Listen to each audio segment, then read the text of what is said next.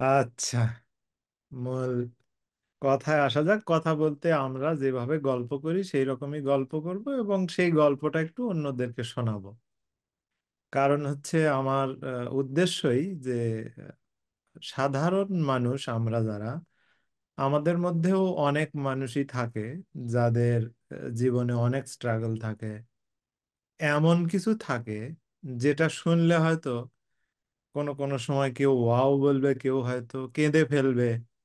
কিন্তু দেখা যায় যে সেই মানুষগুলো উম, এপার ত্যাগ করে ওপারে চলে যায়, কিন্তু তাদের আসলে ওই কথাটা আর বলা হয়ে ওঠে না। হয়তো বা কাছের মানুষ, একদম পরিবারের মানুষজন, তারা হয়তো বা কিছুটা জানে, কিন্তু বাহিরের মানুষের জানার সেই উপায়টা থাকে না। আর সেই সুযোগটাও মূলত আসলে কেউ দিতে চায় না। কেন জানি সবাই ব্যস্ত। এটা আমরা জানি, কেন জানি বললে ভুল হবে, আমরা জানি। ওই যে আমি একটা কথা বলি এইভাবে, যেমন বলা হয়ে থাকে যে তেলা মাথায় তেল দেয়া, তো এটা কেন দেয়? তো এর অ্যান্সার আমার কাছে এরকম যে এটার তো অন্য একটা দিক আছে, কিন্তু আমার উত্তরটা হয় এরকম যে আসলে যে মাথায় তেল দেয়া আছে ওখানে যদি আমি তেল দিতে যাই, সামান্য দিলেই হয়ে যাবে, সেই জন্যই একটা দেয়ার ভান করা আর কি, যে এই দিয়ে দিলাম তো। কিন্তু যেখানে নেই সেখানে দিতে গেলে তো অনেক দিতে হবে। তো যাই হোক, আছো কেমন প্রথমে একটু সেটা জানি। আলহামদুলিল্লাহ ভালো আছি, সুস্থ। হ্যাঁ, সুস্থ থাকাটাই সবচাইতে বেশি বা সবচেয়ে ভালো থাকার আহ, যে উপকরণ তার মধ্যে অন্যতম প্রধান। আলহামদুলিল্লাহ, আমিও ভালো আছি। এখন তোমার ছেলে কেমন আছে? আছে, ও ভালো আছে। ছেলে স্ত্রী দুইজনই ভালো আছে। আচ্ছা,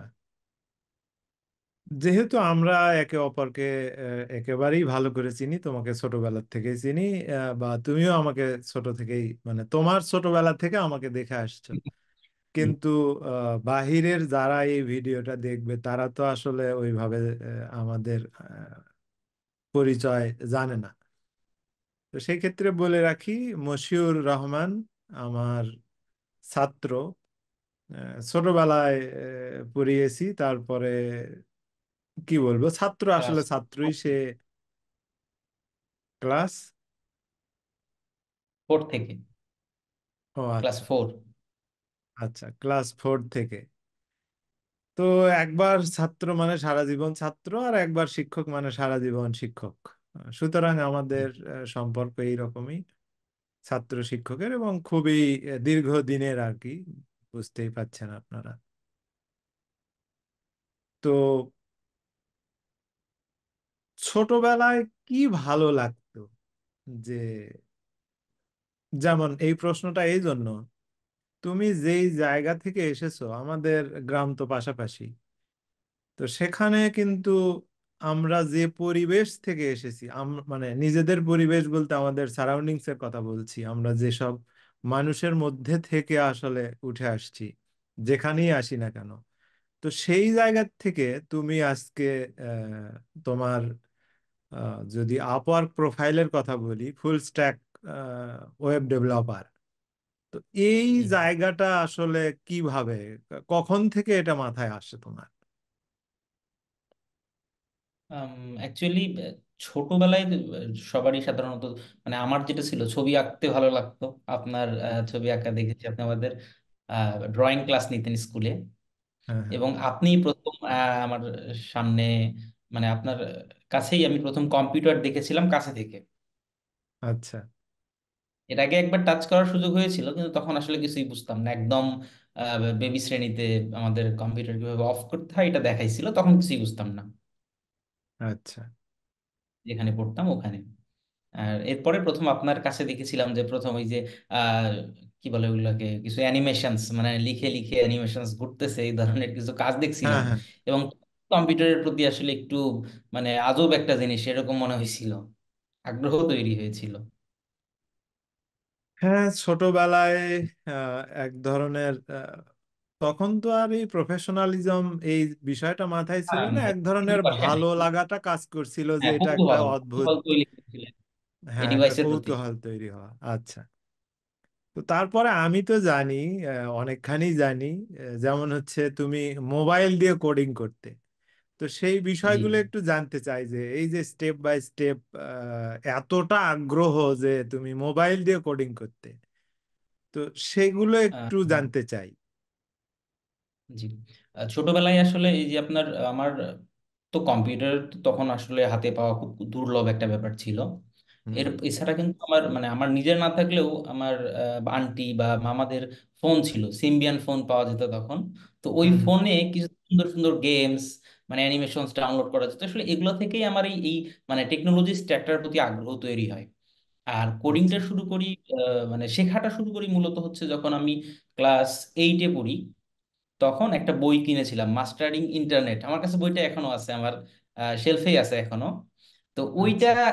আহ, থেকে আসলে ওইটা নেওয়ার পরে তখন আমি এই ছোট ভাইকে কোচিং এ রাখতে যাইতাম এই জলেশ্বরী তলা, বগুড়া জলেশ্বরী তলাতে। তখন হুম। আমি হুম। সাইবার ক্যাফেতে ওই বইটা নিয়ে গিয়ে বসতাম।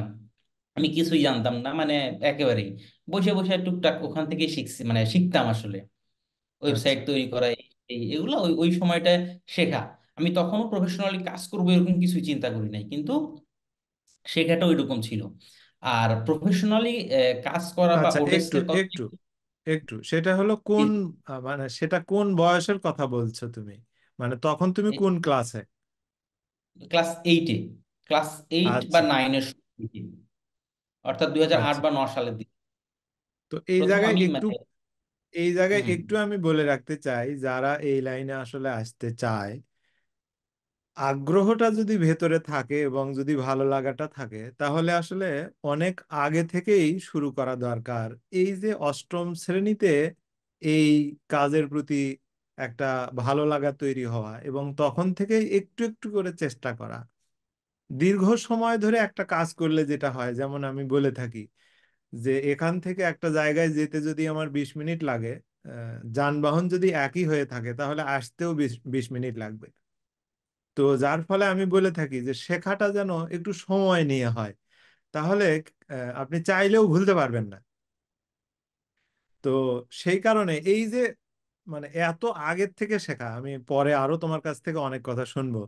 কারণ হচ্ছে আমি যখন প্রথম শুরু করি কিছু বিষয়, আহ, আমি তোমার কাছে জেনে নিয়েছি। যেমন হচ্ছে মূলত আমি যে আজকে গ্রাফিক ডিজাইনার বা যাই করছি, এর পেছনে কিন্তু তুমি এবং আরেকটা ছেলে, ওই আমার তোমার আন্টির আর কি ভাগিনা একটা ছেলে রংপুরে।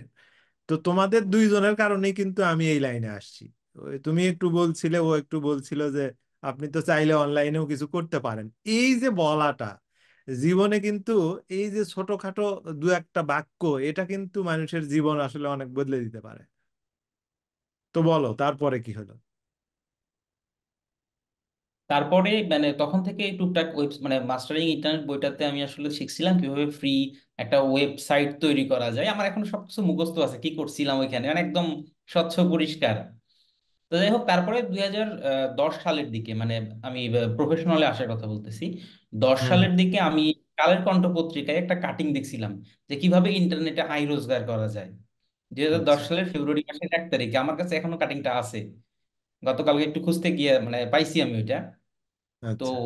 ওইটাতে আমি দেখছিলাম আসলে ওডেস্কের নাম এবং আরো কিছু নাম ছিল। তো ওডেস্কে আমি সম্ভবত 7 দিনের মধ্যে একটা প্রোফাইল খুলে ফেলি ওই সময়ই, 2010 আচ্ছা। সালে। আমার ওডেস্কে ওই আর্নিং রিপোর্টে গেলে এখনো আসে যে আমি কবে অ্যাকাউন্ট খুলছিলাম ওইটা, 2010 সালের দিকে। কিন্তু তখন আসলে প্রফেশনাল কিছুই বুঝতাম না, অ্যাকাউন্ট খুলে ফেলছিলাম। এবং তার তখন মানে, থেকে আমার শেখা ছিল। তার মানে তোমার অ্যাকাউন্ট কিন্তু আমার আগে, মানে হ্যাঁ, তুমি অনেক আগের। আমার আগে অ্যাকাউন্ট ক্রিয়েট করছো। আমি সম্ভবত 11-র দিকে ক্রিয়েট করছি। আচ্ছা, বলো। তো তখন থেকে আমি এই আরো বিভিন্ন বই কিনতাম। তখন তো আসলে ইউটিউবে এত কিছু মানে পাওয়া যেত না। আর তখন হ্যাঁ। ইন্টারনেটের যে গতি ছিল তাতে ইউটিউবে ভিডিও দেখা আমাদের দেশে আসলে খুবই কঠিন একটা ব্যাপার ছিল। তা আমি প্রচুর বই কিনতাম, এগুলোর উপরে বই কিনে কিনে টুকটাক শিখতাম। এবং এই শেখাটা তখন থেকে চালু ছিল। এরপরে একদম মানে প্রথম প্রফেশনাল একটা কাজ করার সুযোগ পাই 2015 সালে। আচ্ছা। তখন আমি মূল যে স্ট্যাক কাজ করি তখনও সেটা শিখি নাই, পিএইচপি। যে কোনো হুম প্রশ্ন হুম। থাকলে করতে পারেন। আচ্ছা, তো যারা আমার কাছে বিশেষ করে অনেকের অনেক রকমের প্রশ্ন আসে ইনবক্সে, যার কারণে আজকে তো একটা পোস্ট করেই বলে দিলাম যে আসলে এইভাবে প্রশ্ন করা যাবে না, এত উত্তর দেওয়া সমস্যা। একজনকে যদি 5-10 মিনিটও সময় দেই তাতে দেখা যায় দিনের একটা অনেক বড় সময় আমার নষ্ট হয়ে যায়। তো যাই হোক, আহ, যারা আসলে এই লাইনে আসতে চায়, একদম শুরু করতে চায়, তাদের বিভিন্ন রকমের প্রশ্ন থাকে, যেমন আমি আসলে কোথা থেকে শুরু করব, আমি কোন কাজটা করব। এগুলোর উত্তর আমি অনেকবার দিয়েছি, কিন্তু তোমার উত্তরটা কেমন হবে সেটা শুনতে চাই। আমি যে প্রফেশনে আছি ওয়েব ডেভেলপমেন্ট, এটা যদি কেউ শিখতে চায়, আসলে এখন সব মেটেরিয়ালস এত ইজি, যা হুম অত হুম কিছু করতে হয় না কষ্ট। এখন আমি বলবো সবাইকে একটা ফিজিক্যাল ট্রেনিং সেন্টার, যেখানে ফিজিক্যালি গিয়ে ক্লাস করা যাবে, অথবা অনলাইনে খুব ভালো যেগুলা, মানে হুম হুম দেশে না এখন অনেক পাওয়া যায়, যেগুলো আসলে ভিডিও বিক্রি করে, টিউটোরিয়াল বিক্রি করে, সেগুলো না। হুম বিশেষ করে যেগুলোতে লাইভ ক্লাস হয় এবং অ্যাসাইনমেন্ট থাকে, এই ধরনের কোনো ট্রেনিং সেন্টার থেকে আমি বলবো যে ফ্রন্ট এন্ডের যে কোর্সগুলো হয় সেগুলো করতে। এরপরে আস্তে আস্তে স্টেপ বাই স্টেপ কিছু প্রসেস আছে। মানে ফ্রন্ট এন্ড শেখা শুরু করলেই আমার ধারণা যে কেউ মানে আসলে পরের পাথগুলো একা একা খুঁজে নিতে পারবে। আমি বলবো অবশ্যই কোনো ট্রেনিং সেন্টারে গিয়ে ট্রেনিং শুরু করতে, এছাড়া আসলে অনেক টাইম ওয়েস্ট হবে কোনো আর ভালো একটা ট্রেনিং জিনিস সেন্টারে। আর একটা জিনিস মনে হয় দেখা দরকার, ট্রেইনারটা কে, এটা একটু দেখা দরকার, হ্যাঁ, তার অবশ্যই ব্যাকগ্রাউন্ডটা অবশ্যই। কি, এটা একটু দেখা জি, জি। দরকার। আর একটা বিষয় এবং হচ্ছে, বর্তমান সময়ে হ্যাঁ বলো, বলো। মানে বর্তমান সময়ে আসলে প্রচুর এই কোর্স মেটেরিয়ালস গুলো পাওয়া যায়, এবং এই কারণেই এটা এটা জাস্ট একটু কঠিন যে কোথা থেকে ট্রেনিং করলে ভালো হবে এবং কোথায় গেলে আমি শিখতে পারবো। মানে হুম। কোথায় গিয়ে আসলে সব জায়গাতেই শেখায়, একই জিনিসই শেখায়, কিন্তু কিছু কিছু জায়গায় গেলে এমন কঠিন ভাবে শেখায় যে আগ্রহটা হারায় ফেলে, তখন আর শেখা হয় না, এবং তখন মনে হয় যে এটা আসলে কঠিন বা এই সেই ধরনের সমস্যা। হ্যাঁ, এই ক্ষেত্রে আহ, আমার নিজের গ্রাফিক ডিজাইন শেখাইতে যে আমি আসলে অত সফল নই, আমি এটা সবসময়ই বলি। সত্যিকার অর্থে এখানে ওইভাবে সফল হওয়াটা মুশকিল। কিন্তু শিক্ষকতার জীবনে তুমি জানো যে আমার মনে হয় যে আমি নিজের কাছে তৃপ্ত আর কি। আমি যাই শিখিয়েছি আমার জীবনে তোমাদেরকে, মানে অনেক স্টুডেন্টকে শিখিয়েছি, এবং তোমাদের চোখে মুখে তাকালেই বুঝতে পারি যে না আসলে ওই জায়গায় আমি কিছু ফাঁকি দেইনি, কোথাও ফাঁকি দেই না, আমার এই অভ্যাসই নেই। যেমন গ্রাফিক ডিজাইনও যে শেখাই, এই যে ধরো এখন যেটা করছি 9 মাসের লম্বা কোর্স করাচ্ছি, কারণই হচ্ছে যে তারা ছেড়ে যেতে চায়, একটা সময় দেখা যায় যে তারা আগ্রহ হারিয়ে ফেলে। কিন্তু আহ, যে কোনো ভাবে আমি তাদেরকে ধরে রেখে একটু কষ্ট করে বুঝিয়ে সুঝিয়ে যেভাবেই হোক না কেন ধরে রেখে শেষ পর্যন্ত যেন কিছু একটা করতে পারে, সেই চেষ্টাটা থাকে আর কি। তো যারা একদম পেশাদার আর কি, যাদের এটা পেশা যে এটাই করতে হবে, তারা কিন্তু এই এতটা আগ্রহী থাকে না, বা তাদের এই সুযোগটাও থাকে না যে একজন স্টুডেন্টের পেছনে এত সময় দেবে, বা এইভাবে তারা আগ্রহী হয়ে তাদেরকে ধরে রাখবে, এই সময়টা, এই সুযোগটাও আসলে তাদের থাকে না। জি, এটা আমার ক্ষেত্রেও তাই হয়েছে। আমি দেখেছি, আমি দুইটা গভর্নমেন্ট প্রজেক্টে দুইবার কাজ করার সুযোগ পাইছি। তো আমার কাছে মনে হয়েছে যারা একটু স্কিলফুল, মানে সাধারণত ওইগুলোতে খুব কম যায়, এবং যারা যায় তারা আসলে শেখানোর চেষ্টা করে, আর যারা স্কিল কম তারা ফাঁকি দেওয়ার চেষ্টা করে শুধু, মানে জাস্ট কোনো মতে কিছু বুঝাইয়া চলে আসে, এরকম হয়। তো সেক্ষেত্রে ট্রেনিং করার সময় কার কাছে ট্রেনিং করা হচ্ছে এটাও গুরুত্বপূর্ণ, সে কি কাজ করেছে, কোথায় করেছে, এগুলো গুরুত্বপূর্ণ। শুধুমাত্র আর্নিং এর স্ক্রিনশট আসলে কিছুই না, বিশেষ করে আমার সেক্টরে। এটা খুব গুরুত্বপূর্ণ কথা বলছো। আরেকটা জিনিস হচ্ছে নিজের মধ্যে কি ধরনের গুণাবলী থাকলে সে আসলে প্রথমত এই ফ্রিল্যান্সিং এ আসতে পারবে, আর দ্বিতীয়ত যদি তোমার স্পেসিফিক যে ডিপার্টমেন্ট বা সেক্টর সেটার কথা যদি বলি, দুইটা একটু আলাদা করে বলো যে কি কোয়ালিটি, মানে কোন ধরনের ক্যারেক্টারিস্টিক্স একজন মানুষের মধ্যে থাকলে তার আসলে এই ফ্রিল্যান্সিং এ আসা উচিত, আর আর কোন ধরনের ক্যারেক্টারিস্টিক্স থাকলে তার আসলে এই ওয়েব ডেভেলপমেন্ট বা এই এই ধরনের কাজে আসা উচিত। প্রথমত যদি ফ্রিল্যান্সিং এর কথা বলি, আসলে ফ্রিল্যান্সিং এ আসার জন্য আমার কাছে মনে হয় সবচাইতে বেশি জরুরি হচ্ছে ধৈর্য লাগবে। প্রচুর ধৈর্য ধৈর্য থাকতে হবে। আর দ্বিতীয়ত হচ্ছে যে আসলে আহ, কোনো কিছু দেখে সহজে বুঝতে পারা এবং সেটার রিপ্লাইটা যাতে ইংরেজিতে লিখে প্রকাশ করা যায়। মানে এই দুইটা মানে কোর দক্ষতা থাকলে আমার মনে হয় যে কোনো স্কিল শিখে ফেলা খুব সহজ হবে এবং কাজ করাও সহজ হবে। ইংরেজি বুঝতে হবে, ইংরেজিতে উত্তর দিতে পারতে হবে, এবং প্রচুর ধৈর্য থাকতে হবে। একদম। আমি যে ফ্রিল্যান্সিং। কথাটা বলি সেইটাই। আহ, ঠিক। ভালো উত্তর দিয়েছো। তারপরে তোমার সেক্টরে যদি আসতে চাই সেক্ষেত্রে আচ্ছা, কি? আমার সেক্টরে আসতে চাইলে আসলে প্রথম কথা হচ্ছে একটু যদি এই মানে ভালো লাগা থাকতে হবে এখানে আসলে। সরাসরি উপার্জনকে ফোকাস করে যদি কেউ ওয়েব ডেভেলপমেন্ট বা এই ধরনের সেক্টরে কাজ করতে চায়, আমার মনে হয় সে পারবে না। শুধু মানে কবে আমি উপার্জন করব এই আশায় বসে বসে কাজ শেখাটা খুব কঠিন। এই কোডিংটাকে ভালো লাগা মানে ভালো লাগতে হবে, কোডিংটা এনজয় করতে পারতে হবে, তাহলে সে আচ্ছা। এই সেক্টরে আসতে পারবে। আসলে এই কথাটাও আসলে অনেকটা ইউনিভার্সাল, এই কথাটাও আসলে সব ক্ষেত্রেই প্রযোজ্য। যেমন হচ্ছে যে আমি বরিস পাস্তেরনাকের কথা অনেক সময় বলে থাকি, যে ওনার জীবনীতে পড়েছিলাম যে উনি বলেছেন এক জায়গায় যে আমি আমার জীবনের খুব কম বয়সে বুঝতে পেরেছিলাম যে আমি আসলে কি করতে পারি, আমার দ্বারা কি সম্ভব।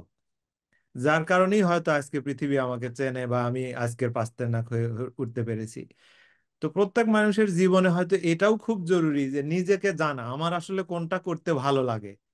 আহ, অন্যের স্ক্রিনশট দেখে অন্য আসলে কি করছে, কত ভালো আছে, এইটা দিয়ে লাখ লাখ ডলার ইনকাম করছে, এটা না দেখে বরং আমার কি ভালো লাগে, আমি কি করতে ভালোবাসি, সেইটা বোধহয় করা খুব জরুরি। আর একটা বিষয় এখানে অ্যাড করতে হবে, সেটা হচ্ছে যে মানে কোডিং রিলেটেড বিষয়গুলো আসলে অন্যান্য মানে ফ্রিল্যান্সিং এর যে সকল সাবজেক্ট মানে কমনলি অ্যাভেলেবল আছে সেগুলোর চাইতে একটু বেশি সময় লাগবে এটাতে। এটা মাথায় রাখতে হবে। অন্য বিষয়গুলো হ্যাঁ, যদি আমি 3 মাসে শিখে ফেলতে পারি, এটাতে অবশ্যই আমাকে মানে এর 3 গুণ অর্থাৎ 9 মাস সময় দিতে হবে। হ্যাঁ, সত্য কথা। এজন্যই ভালোবাসা না থাকলে কেউ এতদিন আসলে লেগে থাকতে পারবে না। লেগে থাকতে পারবে না। খুব গুরুত্বপূর্ণ কথা বলছো। যেহেতু এই এবং প্রসঙ্গে কথা হচ্ছে, আমি টিপস দিয়ে রাখি যারা আসলে এই সেক্টরে আসতে যাচ্ছে। মানে আমি যেটা করতাম সেটা আগে বলে নিই। সেটা হচ্ছে কি, আমি প্রথমে আমি ওই সময়টাতে এইচবিও দেখতাম, কারণ ওই একটা মাত্র টিভি চ্যানেলেই ওই মুভি যখন হতো নিচ দিয়ে সাবটাইটেল আসতো। তো সাবটাইটেল। ওদের কথা বুঝতে হবে আমাকে। তো আমি হ্যাঁ, ওই হ্যাঁ। চ্যানেলটা দেখে দেখতাম যাতে আমি মানে কথাগুলো খুব সহজে বুঝতে পারি। এরপরে আমি একটা সুযোগ পাইছিলাম এক বড় ভাইয়ের কল্যাণে একটা ল্যাঙ্গুয়েজ ট্রেনিং সেন্টারে যাওয়ার। তো ওইখানে আচ্ছা। মানে কথা বলতাম অনেক সিনিয়রদের সঙ্গে, অর্থাৎ যারা অনার্স পড়তো তখন, আমি তো মাত্র এসএসসি শেষ করেছি, হুম। ইংরেজিতে কথা বলতাম ওদের সঙ্গে। এবং এটা আচ্ছা। আমাকে পরবর্তীতে খুব হেল্প করছে। মানে মানে ব্যাপকভাবে আমি মানে আমার যে জড়তাটা ছিল ওইখান থেকে আমি হুম। অনেকখানি সরে যেতে পারছি আর কি, ওই ওই ওর মাধ্যমে।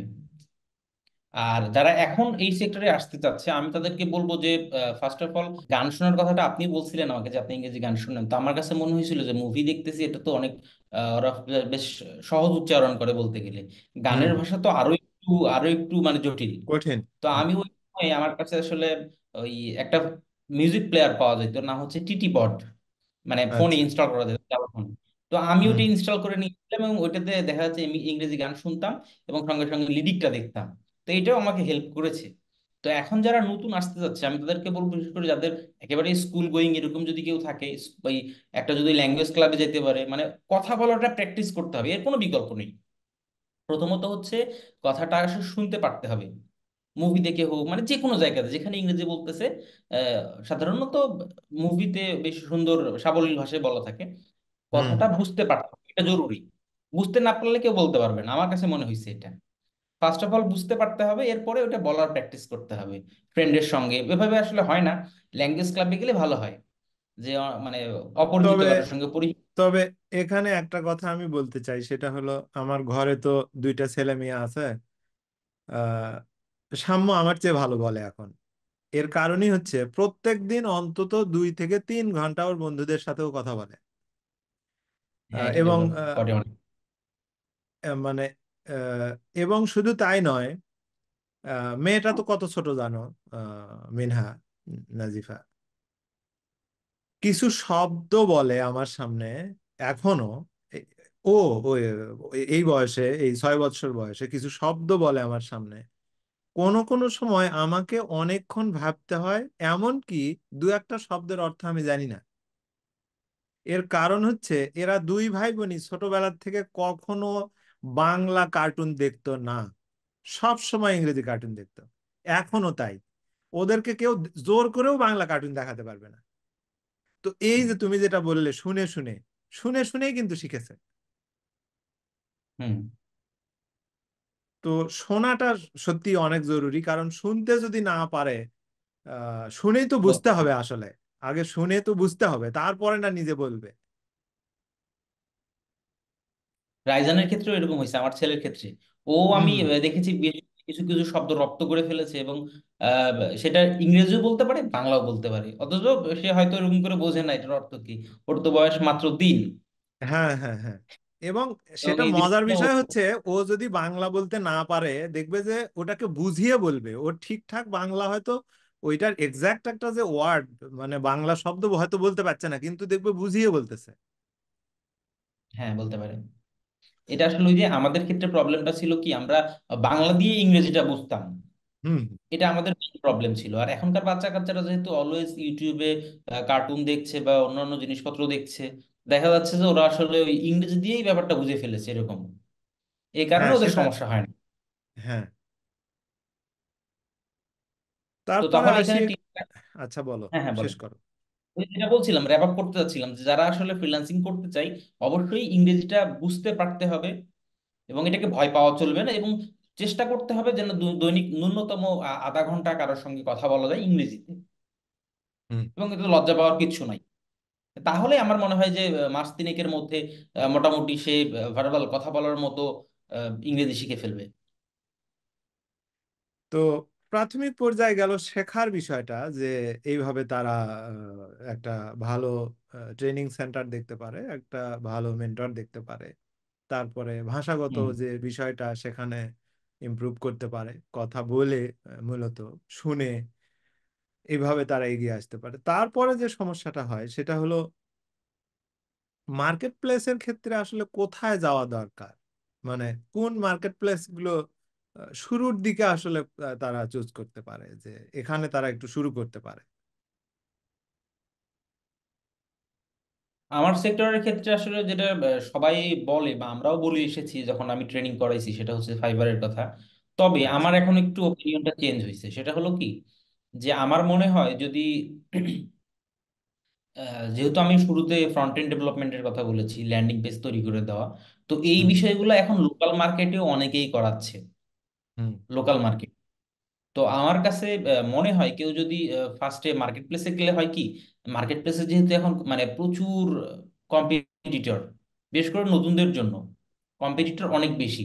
দেখা যায় যে কিছুদিন চেষ্টা করার পরে যদি কেউ কাজ না পাচ্ছে, তাহলে হুম। ফ্রাস্ট্রেটেড হয়ে যায়। এটা একটা বড় সমস্যা।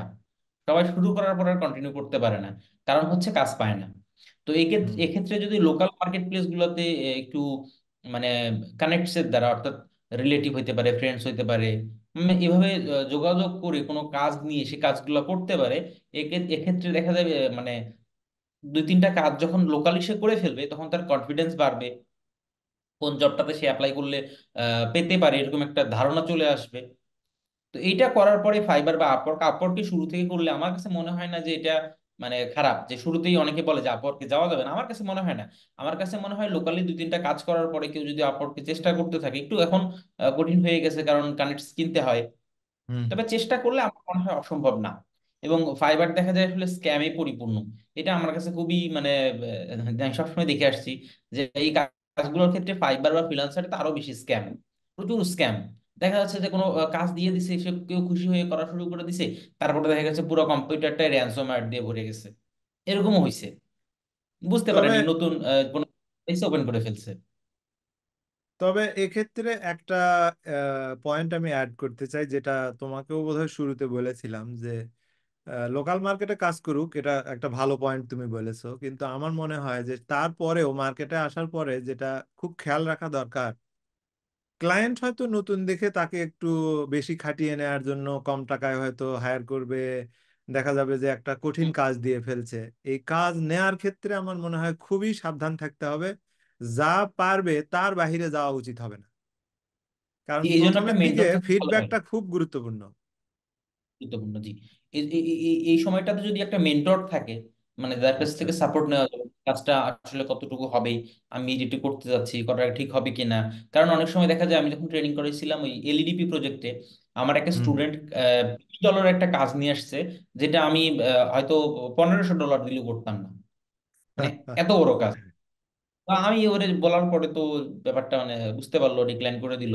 তো এরকম হয়, একজন মেন্টর থাকলে এই প্রবলেমটা হয় না। তাছাড়া দেখা যায় শুরুতেই একটা ধাক্কা খেলে তখন মার্কেট প্লেসের প্রোফাইলটা আসলে আর খুব ভালো র্যাঙ্ক করে না ওখানে। হ্যাঁ, প্রথম দিকে কয়েকটা যদি একটু নেগেটিভ ফিডব্যাক আসে তাহলে ওই প্রোফাইল দিয়ে আর কিছু হয় না আসলে। এখানে আসলে তারাই আসে যাদের দেখা যায় যে আর কোনো রাস্তা নেই হয়তো। বেশিরভাগ ক্ষেত্রে তাই হয় একেবারেই। আমিও তাই, যখন কোনো রাস্তা ছিল না সব চাকরিগুলো সব ছেড়ে আসলাম, দেখলাম আর কোনো রাস্তা নেই। তো যার ফলে এক ধরনের তাড়া কাজ করে। তুমি বললে যে ধৈর্যের দরকার, কিন্তু এখানে এসেই দেখা যায় যে জীবনের 16, 18, 20 বছর যাই পড়াশোনা করুক না কেন, সেখানে যে তাড়াটা না ছিল এখানে তার চেয়ে অনেক বেশি তাড়া কাজ করে। যার ফলে হয়ে যায় সমস্যা। হুম। হ্যাঁ, মারাত্মক সমস্যা, বিশেষ করে আমার সেক্টরটাতে আরো বেশি সমস্যা। আমি বেশ কয়েক ধরনের মানুষ দেখেছি, মানে যারা এই সেক্টরে আসতে চায়, এদের মধ্যে একটা ধরন ছিল এরকম, যাদের আসলে অন্য কাজ করছে এর পাশাপাশি মনে করতেছে যে দিনে তো 3-4 ঘন্টা সময় আছেই, দেখি একটু হুম। সময় নিয়ে কিছু শিখতে পারি কিনা, কিছু করতে পারি কিনা।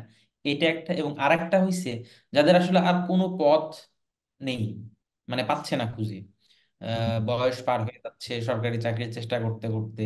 এরপরে এখন মনে করতেছে যে মশিউর তো কাজ করছে অনেকদিন যাবত, দেখি ওর কাজটা শিখতে পারি কিনা। হুম। তো এই ধরনের মানুষ বেশি আসে, যারা আসলে কোনো পথ নেই এবং সময় খুব কম। তো আমি আসলে এদেরকে কোনোভাবেই উৎসাহিত করি না, কারণ আমি জানি যে এই সেক্টরে সে কাজ শুরু করলে কিছুদিন পর আমার সাথে যোগাযোগ করা বন্ধ করে দিবে, কারণ সে এটা পারবে না। এবং লাস্টে আমার সঙ্গে কথা বলতে লজ্জা পাবে যে ওর কাছে গেলাম, চেষ্টা করলাম, হচ্ছে না।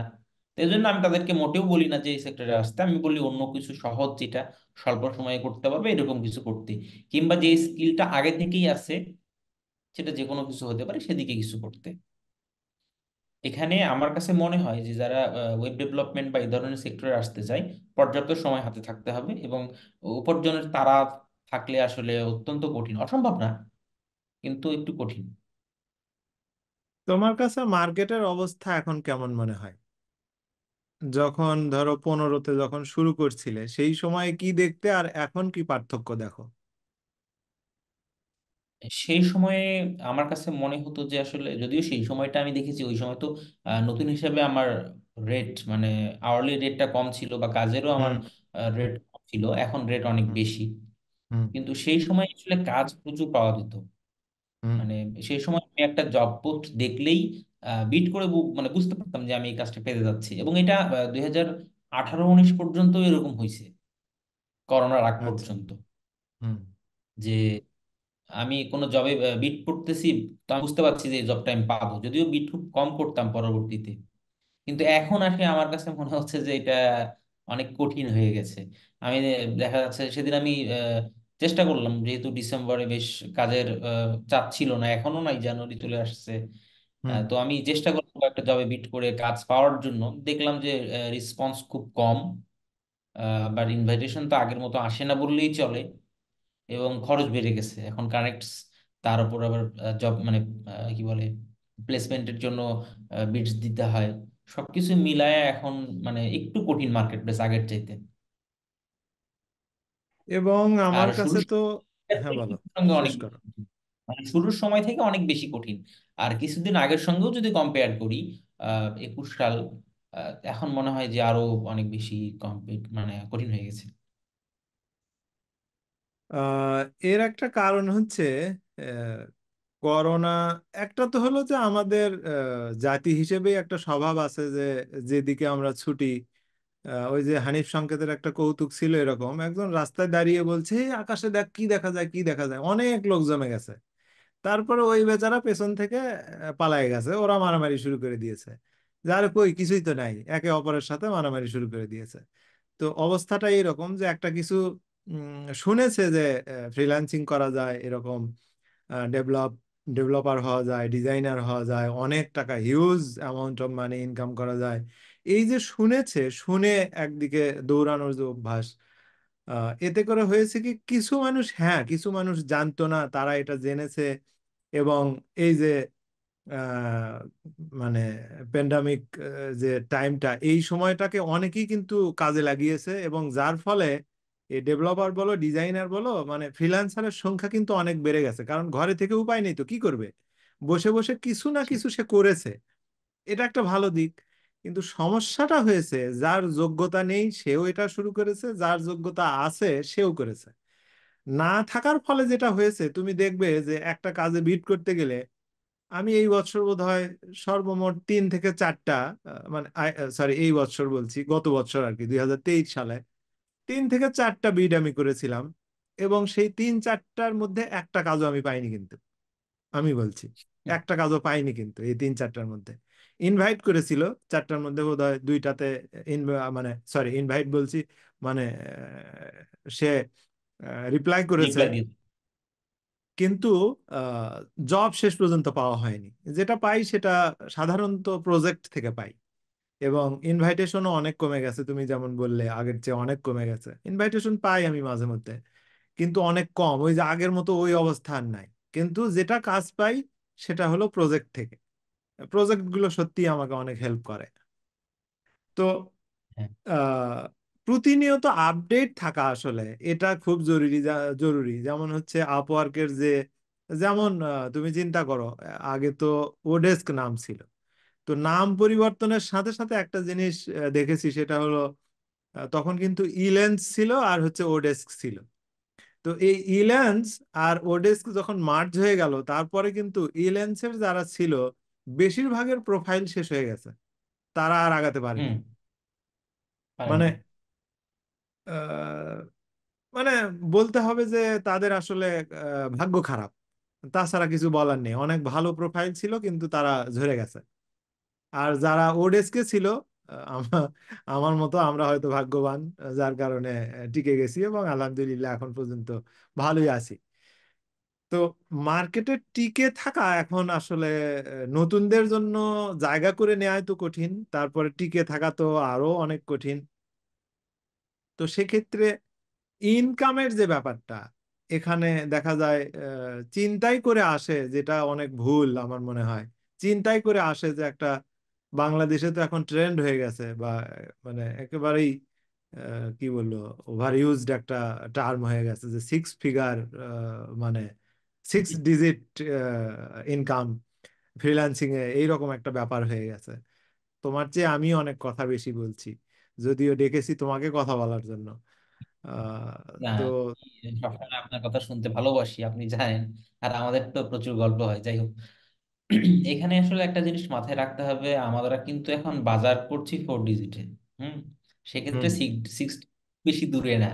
হ্যাঁ আসলে তা ঠিক, ডিজিটে বাজার করতে হলে 6 ডিজিটে উপার্জন করতে হবে। এটা করতেই দোষের হবে, কিছু না। করতেই হবে। হ্যাঁ, তবে মার্কেট প্লেসের কথা যেটা বললেন, আমার সেক্টরে আমি যেটা দেখছি এখন, আমি লোকাল মার্কেট প্লেসে অনেক বেশি কাজ পাচ্ছি, এবং আসলে লোকাল মার্কেট প্লেসেও পেমেন্ট ভালোই পাচ্ছি। তো সেক্ষেত্রে যারা আমার মনে হয় এটা এখনো লোকাল মার্কেট প্লেসেও এখন অনেক কাজ করার সুযোগ আছে। আপওয়ার্কেই করতে হবে এমনটা না। কাজ জানলে এরপর সব জায়গা থেকে কাজ আসবে, যখন একটা নেটওয়ার্ক তৈরি হবে। সেটা লিঙ্কডইন থেকে হইতে পারে। লিঙ্কডইনে আমি দেখেছি লিঙ্কডইনেও খুব ভালো এই ওয়েব ডেভেলপমেন্ট রিলেটেড প্রজেক্ট পাওয়া যায়, এবং রিমোট কোম্পানিগুলো কন্ট্রাক্টে হায়ার করে। তো আচ্ছা। সেক্ষেত্রে একটা মার্কেট প্লেস থেকেই কাজ পেতে হবে এমনটা না। মার্কেট প্লেসের বাইরেও অনেক সুন্দর সুন্দর জব অপরচুনিটি পাওয়া যায়, প্রজেক্ট বেসড বা ফুল টাইম কাজও পাওয়া যায় অনেক ভালো। তবে এই ক্ষেত্রে আমার মনে হয় একটুখানি উন্নতি হয়েছে তো, আসলে এই ইন্টারনেটের সাথে থাকার কারণে মানুষের এক ধরনের মেন্টাল ডেভেলপমেন্টও কিন্তু হয়েছে। না হলে আগে, এই যে তুমি বললে যে এখন কিন্তু লোকাল অনেক কাজ পাওয়া যায়, এর কারণটা কি? কারণ হচ্ছে সবাই ভাবছে যে প্রত্যেকের একটা ব্র্যান্ড থাকা দরকার। কারণ ব্র্যান্ড ভ্যালুটা কিন্তু একটা অন্য মাত্রার জিনিস, একবার যদি তৈরি হয়ে যায় তাহলে তাকে আর পেছনে ফিরে তাকাতে হয় না। তো যার ফলে সবাই চেষ্টা করছে নিজেদের একটা ব্র্যান্ড তৈরি করার, যার ফলে লোকাল অনেক কাজ পাওয়া যাচ্ছে। সুতরাং যাদের হয়তো ইংরেজিতে একটু দুর্বলতা আছে তারা কিন্তু লোকালেও আসলে চেষ্টা করতে পারে, লোকাল মার্কেটেও চেষ্টা করতে পারে, এবং সেখানেও ভালো করার সুযোগ আছে। যেহেতু তুমি বাস্তব তার প্রমাণ তুমি নিজে দেখছো যে আসলে ভালো করা সম্ভব, এবং সেখানে পেমেন্টটাও ভালো, অত খারাপ নয় আগের মতো। এখন তারাও বুঝতে পারছে যে না আসলে ওইভাবে চলবে না, আমাদেরকেও এগিয়ে যেতে হবে। কাজ পারলে আমার মনে হয় আসলে আমি যেমন এখন আপওয়ার্কে কাজ, আসলে পুরাতন ক্লায়েন্ট ছাড়া নতুন ক্লায়েন্টের কোনো কাজ করছি না। সত্যি কথা আচ্ছা। বলতে আমি চেষ্টা করেছিলাম, ভালো আমার মন মতো কোনো কাজ পাইনি। লাস্ট মান্থে আমি চেষ্টা করেছিলাম ডিসেম্বরে, যদিও সেটা অফ টাইম অনেকটা। হুম। জানুয়ারিতে এখনো আমি আপওয়ার্কের কোনো ক্লায়েন্টের কাজ এখন পর্যন্ত করতে হয়নি। ওরা আমার যে ক্লায়েন্ট তারা এখন আসলে ব্যাক করে নাই, মানে ছুটি শেষ করে এখনো ব্যাক ভ্যাকেশন, করে নাই। হ্যাঁ হ্যাঁ, এবং হ্যাঁ, তো ওদের এই কাছে ছুটি সময়টাতে মানে আল্লাহ ছুটি। আমাকে, হ্যাঁ আল্লাহ আমাকে দুই তিনটা চারটা আসলে চার পাঁচটা ভালো প্রজেক্ট, মানে কেমন করে জানি চলে এসেছে আমার হাতে লোকালি। এবং হুম বেশ হুম। ভালো চার পাঁচটা কাজ পেয়ে গেছি, কাজ করছি। তো আমার মনে হয় যে কাজ পারলে আসলে, মানে কাজ নেয়ার আগ্রহ থাকলে কাজ চলে আসে। কেমন কেমন করে জানি চলে আসে। এর জন্য আমাকে কোনো ক্যাম্পেইন করতে হয় নাই, কারো কাছে ধরনা দিতে হয় নাই, কিছু করতে হয় নাই, অটোমেটিক চলে আসছে। তো কাজ পারতে হবে এবং কমিউনিটিতে কানেক্টেড থাকতে হবে। আসলে কানেক্টেড থাকলে কারো না কারো থ্রুতে আপনি কাজ পেয়ে যাবেন, আমার কাছে মনে হয়েছে। আর যেহেতু আমার কাজগুলো আসলে প্রজেক্ট বেসড বড় বড় কাজ, যার হুম কারণে হুম। দেখা যায় একটা কাজ বেশ কিছুদিন সময় লাগে, এজন্য হুম হুম। ব্যস্ত থাকা যায় এগুলো করি। আমার মনে হয় ডিজাইন সেক্টরটা একটু আলাদা এটার চাইতে। হুম। কারণ একটা দুইটা কাজ দিয়ে তো আসলে ডিজাইন সেক্টরে আমার মনে হয় আহ ওরকম ভাবে হয় না। না, মাসে অন্তত ধরো 4-5টা তো কাজ করতে হয়।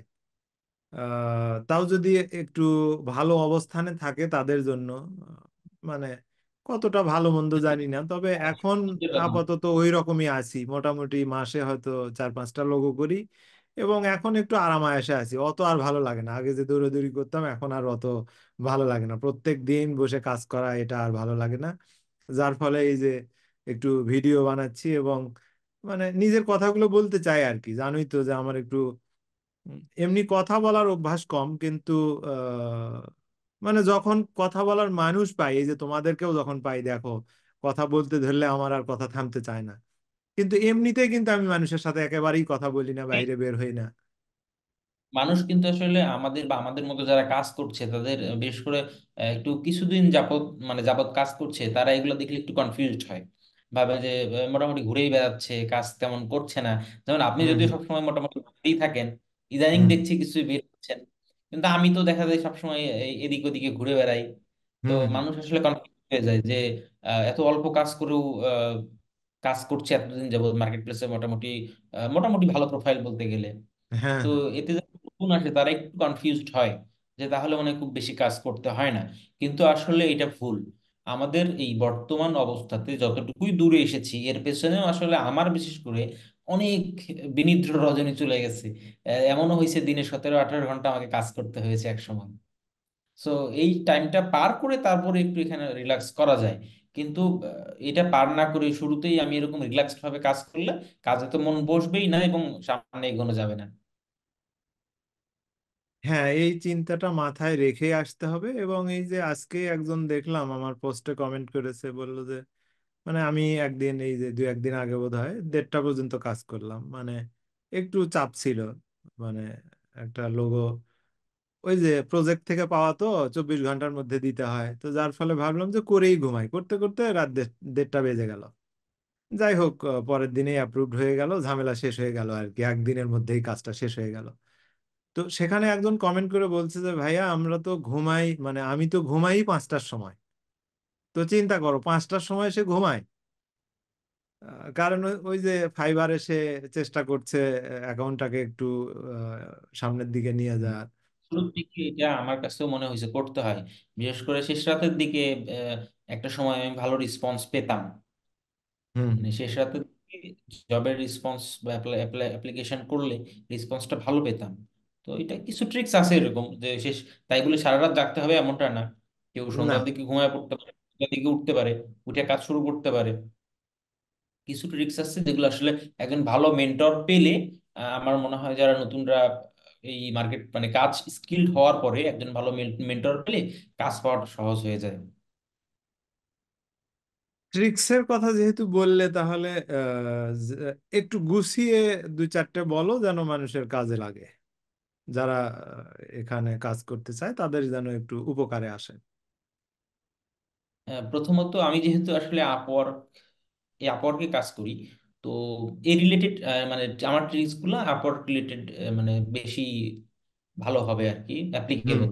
তো যেমন জব অ্যাপ্লাই মানে জব বাছাই করার ক্ষেত্রে অবশ্যই বেশ কয়েকটা জিনিস দেখে বাছাই করতে হবে। যেমন পেমেন্ট ভেরিফাইড, ক্লায়েন্টের আগের হিস্ট্রি আছে কিনা, এর আগে কয়টা জব পোস্ট করছে, কয়েকজনকে হায়ার করছে, এটা দেখতে হবে। দ্বিতীয়ত হচ্ছে যে আসলে জব পোস্ট না পড়ে অনেক সময় দেখা যায় যে টেমপ্লেট ইউজ করে অ্যাপ্লাই করে দেয়, এটা করা যাবে না। অর্থাৎ জব পোস্ট বুঝে টু দা পয়েন্টে খুবই শর্টলি কিছু বলতে হবে নিজের সম্পর্কে। এরপরে বাস্ট পয়েন্ট অনুসারে আমার মনে হয় যে 2 থেকে 3টা কোয়েশ্চেন যদি করতে পারে, এবং সাথে যদি আরেকটু আগায় যেতে চায় একটা শর্ট ভিডিও তৈরি করে দিয়ে দিতে পারে। অনেকের কাছে এটা কমপ্লিকেটেড মনে হতে পারে, টাইম কনজিউমিং, বাট একটা জব পোস্টে যদি আধা ঘন্টার সময় বা 1 ঘন্টার সময় ব্যয় করেও অ্যাপ্লাই করা যায়, অবশ্যই 1 ঘন্টা একটু বেশি হয়ে যায় কারণ দেখা যায় যে এখন অনেক বেশি সাবমিশন পড়ে যায় ওখানে। হুম তো অ্যাজ আর্লি অ্যাজ পসিবল একটু কষ্ট করে যদি ভালো করে অ্যাপ্লাই করা যায়, এবং এই ইনিশিয়াল ইমপ্রেশনটা আসলে কাজ পাইতে খুব সাহায্য করে। তো সেক্ষেত্রে ওই যে বললাম যে দুই লাইনের মধ্যে নিজের পরিচয় বা বা কি করে না করে এগুলো বললো, তারপরে হচ্ছে এই পোস্ট রিলেটেড 2-3টা কোয়েশ্চেন করতে হবে। তাহলে এই ক্লায়েন্ট দেখা যাবে এনগেজ করবে, মানে এনগেজ করে রিপ্লাই দিবে যেটা এরকম এরকম। তখন আসলে জব পাওয়ার প্রবাবিলিটিটা বেড়ে যায়। এবং ওই জবগুলোতে অ্যাপ্লাই করা লাগবে যেখানে আসলে অ্যাপ্লিকেশন কম পড়েছে, অনেক কম পড়ছে, এগুলোতে অ্যাপ্লাই করতে হবে।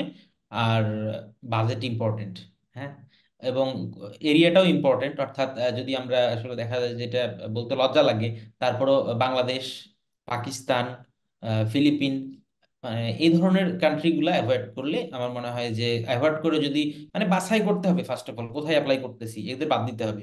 বাদ দিয়ে জবগুলো বাছাই করতে হবে, বাছাই করার পরে একটু সময় নিয়ে অ্যাপ্লাই করতে হবে। তাহলেই আমার মনে হয় যে আসলে 10টা অ্যাপ্লাই করলে একটাতে অন্তত বা দুটাতে অন্তত ভালো ফিডব্যাক পাওয়া যাবে।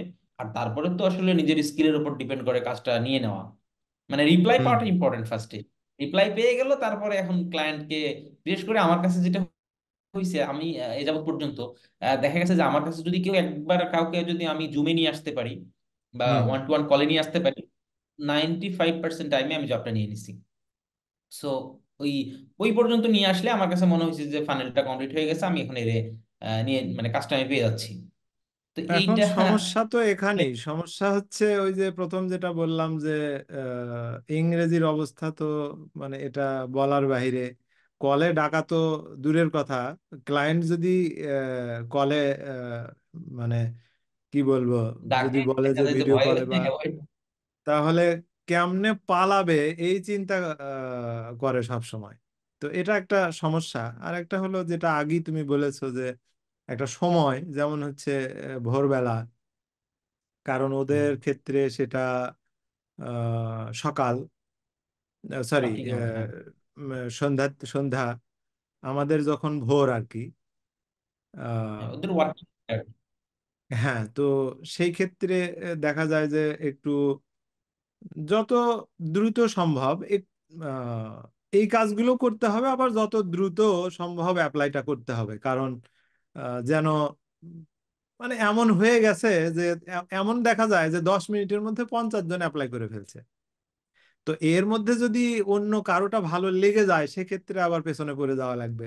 সেই জন্য একটু সেই জন্য একটু দ্রুতও অ্যাপ্লাই করতে হবে, আবার এই যে রুলস গুলো একটু ফলো করতে হবে যেন এর মধ্যে থাকা যায় আর কি। হ্যাঁ, সুতরাং একটু কারণ স্মার্ট আহ, হতে হবে আর কি। দেখা গেল 2-3 মিনিটের মধ্যে আমি অ্যাপ্লাই করে ফেললাম, কিন্তু কোনো কাস্টমাইজড অ্যাপ্লিকেশন না, আমি হয়তো এআই দিয়ে কোনো কিছু বানায় দিয়ে দিলাম কিংবা একটা টেমপ্লেট দিয়ে দিলাম, লাভ হবে না। আচ্ছা, ক্লায়েন্ট যদি বুঝতে পারে যে এখানে সে ইফোর্ট দেয়নি, সে সেটা পরেও দেখবে না। আমার কাছে মনে হয়েছে এটা, আমার এক্সপিরিয়েন্স থেকে। আচ্ছা, তোমার মোটামুটি শুরু হচ্ছে 2015 থেকে, এটা হলো 24। তাহলে তাও কত বছর হলো? না, 8 এটা বছর আমার পার আপওয়ার্ড হয়ে 9। আপওয়ার্ক। আপওয়ার্ড করছি হচ্ছে 2017 থেকে আমি, মানে আরো আচ্ছা, 2 বছর 17। গেছে। আচ্ছা। 15-তে আমি একটা যেখানে শেষ করেছিলাম ওখান থেকে একটু স্টোরি অ্যাড করি।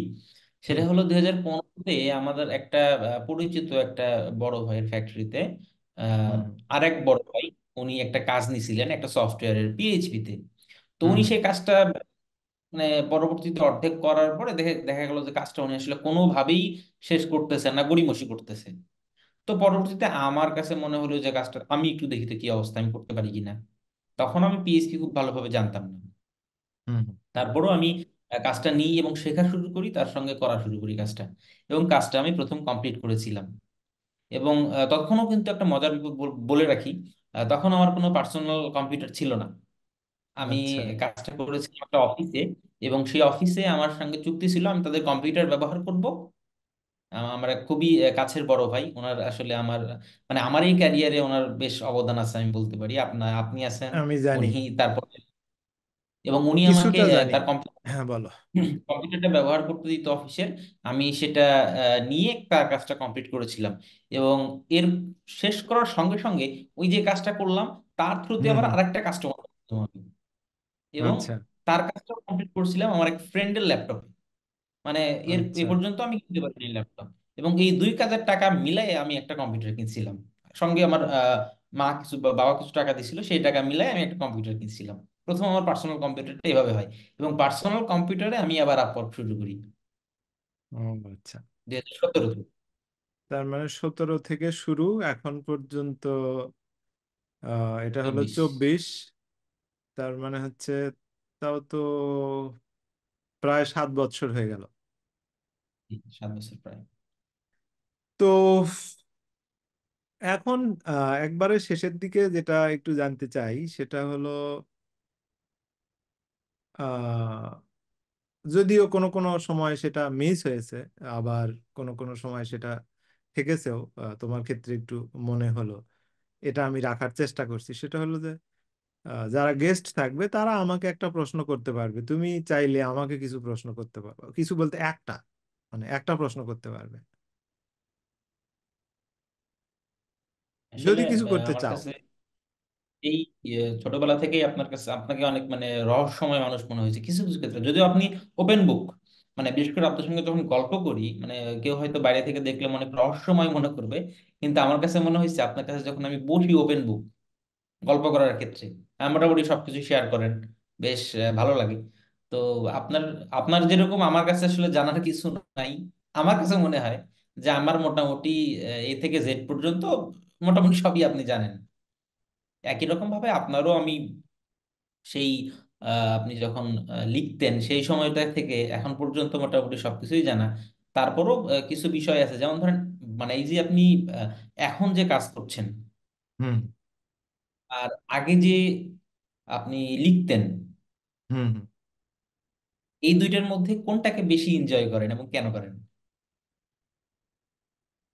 আমি এখনো লেখাটাকেই বেশি এনজয় করি, এটাই সত্যি কথা। কিন্তু সময়টা পরিবর্তনের কারণে আমি দেখেছি, আমি যদি একটা বড় কিছু লিখি সেটা মানুষ পড়তে চায় না, এবং এটা সময়ের কারণে এরকম হয়েছে। একটা অডিও বুকও যদি আমি মানে বের করতে পারি সেটাও মানুষ শুনবে, কিন্তু মানুষ বেশিক্ষণ পড়তে চায় না, মানুষ আর কষ্ট করতে চায় না। এটা একটা বড় সমস্যা। তো যার ফলে, ধরো আমি তোমাদেরকে যেমন শেখাতাম, একদম তুমি যেমন বললে যে ওপেন বুক, আসলে ওই রকমই আমি কথা বলতে ধরলে আমার মানে কিছু একটা আটকায় রেখে ভেতরে রেখে কথা বলতে হবে, এটা আমার আসেই না। মানে আমি বলছি তো বলছি, আমার ভেতরে যা আছে একদম উজাড় করে দিচ্ছি, একদম বলছি। মানে ওই বিষয়ক আমার যতটুকু জ্ঞান আছে ততটুকু আমি ঢেলে দেওয়ার চেষ্টা করি।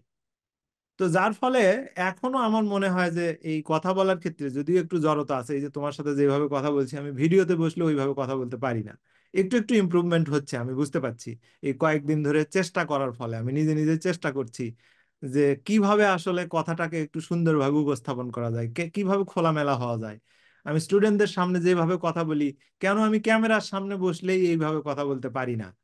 দেখা যায় যে একটা বলতে আর একটা বলে বলে ফেলছি, এমনকি একটা ভুল শব্দ আমি বলে ফেলি, আমি অবাক হয়ে যাই যে আরে এই শব্দ কেন আমি বললাম এখানে, এমন হয়ে যায়।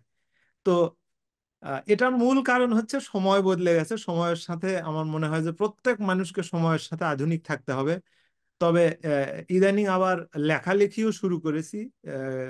বই বিশেষ করে খুব শীঘ্রই হয়তো বই প্রকাশ করব। জানি না কয়জন পড়বে, আমি জানি না। কিন্তু তারপরেও যেহেতু লেখা বলতে নতুন কিছু নয়, আগের বেশ কিছু লেখা আছে, কয়েকটা উপন্যাস আছে, ছোট গল্প আছে, কবিতা কিছু আছে। প্রথমত দুইটা উপন্যাস, ছোট গল্প, এগুলো বের করব। তো সেগুলো লিখতেছি, টাইপ করতেছি আর কি, যেটা করা আমার জন্য অনেক কঠিন। তো সেটা করতেছি। আর পাশাপাশি এই ভিডিও করতেছি এই কারণে যে না হলে তো ওই যে বললাম যে সাধারণ মানুষের অনেক কথা না বলাই থেকে যাবে। তো আমিও যেহেতু একজন সাধারণদের মধ্যেই, তো আমার না বলা মানে আমি চাই না যে আমার কথাগুলো না বলা থাকুক। আমি বলে যাই, কজন শুনলো না শুনলো সেটা পরে দেখা যাবে, কিন্তু আমার কথাগুলো আমি বলে যাই। এজন্যই আসলে এটা করছি। তবে মূলত আমি লেখাটাকেই বেশি উপভোগ করি এখনো। কারণ লিখতে গেলে আসলে যেভাবে আমি লিখতে পারি, আমি বলতে গেলে দেখি ওইভাবে বলতে পারি না। কারণ আমার তো আসলে বেশি কথা বলার অভ্যাস নাই। এই তোমরা তোমরা সামনে আসলেই একটু কথা বলি, তাছাড়া সারাক্ষণ তো চুপচাপ আমি। তো আজকে আমরা আমাদের গল্প এখানেই শেষ করি। আবার কোনো সময় কথা হবে ইনশাল্লাহ।